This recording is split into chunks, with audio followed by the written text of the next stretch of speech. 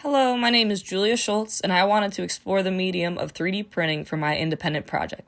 This was a skill I've always wanted to learn, but never had the opportunity to do so.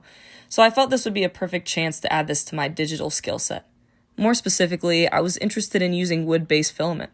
I was inspired by my time working in the shop and my interest in woodworking, and I noticed any scrap wood that couldn't be used was often tossed out.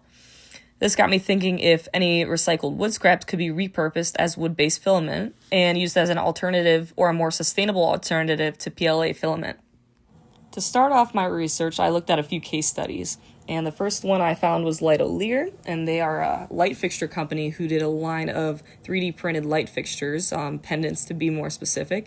And the one pictured is called Coastal Breeze, and it's actually made out of repurposed fishing nets, which had the color that's shown. And I appreciated the sustainable aspect the company used in its products. The next case study I looked at was from a company called UUP Design, which are based in Estonia. And they did a series of 3D printed fixtures. The one pictured above is made out of a filament called Timberfill, which is a wood-based filament. And I found this one interesting because it used the exact material that I was setting out to explore. I found this company interesting because they used 100% bio-based and biodegradable materials within their 3D printing process. The last company I took a look at was called Forest, and they create carbon-friendly wood products using wood-based filament, and all their wood comes from wood waste or recycled byproducts like sawdust and lignin, and they repurpose them into something called digitally rematerialized wood. Now, this product can have a variety of applications. They advertise that it could be applied to architecture, furniture, individual product design, and other goods. So not only does this company focus on the 3D printed product, but it also focuses on creating an entirely new material that is sustainable using wood waste. So now moving into the design process, this was the first form that I created in Rhino. And this was just through personal experimentation, or I also looked up video tutorials about how to make the shape. But this was my first go at the form. I wasn't sure how it was going to operate from here, like how this was going to turn into the fixture itself. But I decided to go consult Sam before moving any further in the process. One problem that I was running into during this point in the process was I realized that the filament that I was going to be using was completely opaque, even at a one-layer print. So I was grappling with the problem of how am I going to make this thing a fixture? Is there going to be voids that have the light come through? I just wasn't sure how it was going to operate yet. So after consulting with Sam, my form evolved a bit. Instead of one print, it turned into a bunch of different pieces. And he suggests that I use the sort of concave points in the surface of the pumpkin as the void where the light would escape. So the surface is now broken down into two types of panels, one being the outer convex panel and then the inner concave panel. And the outer panels would reflect the light onto the concave panel on the interior ring of panels, and that would create sort of this glow reflected light effect. Here's an example of some of the exploration I did with the convex and concave shapes, trying to get the proportions right and achieve the aesthetic that I wanted. And this is pretty much the final product I ended up with.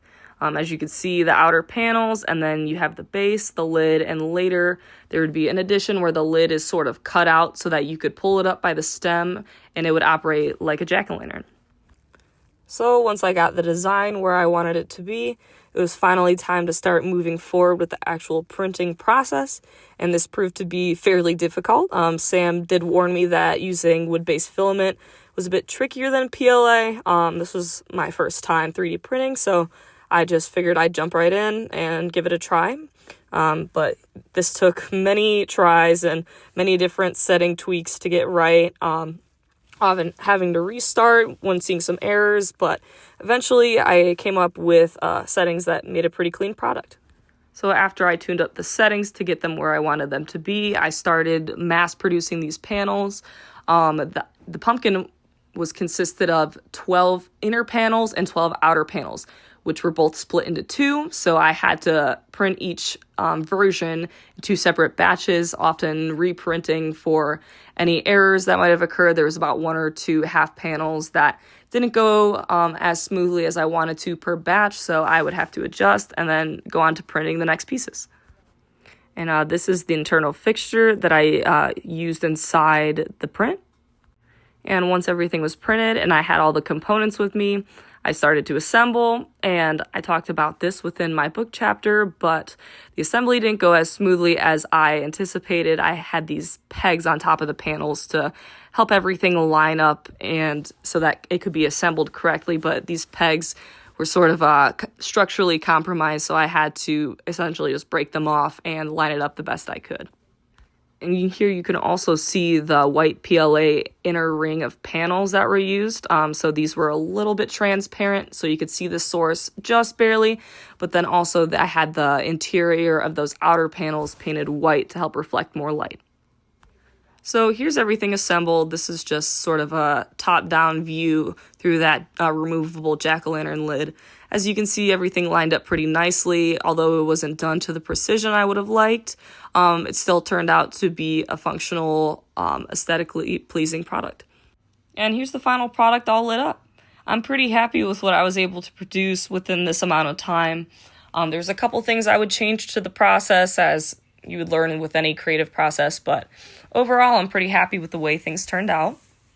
So my main goal for this project was to learn the process of 3D printing and add that to my digital skill set. And however, the main thesis I was really interested in exploring was how can 3D printing become a more sustainable practice? Prior to my research, I had only really been familiar with plastic 3D printed products. And through my case study research, I found the practices of the company Forest to be really compelling. Not only were they focused in creating wood-based filament products, but they studied the material as a whole and their influence on a larger scale. So this project, I really hope to spark interest within my peers to explore wood-based filaments, as it has the potential to be a more sustainable material within the practice.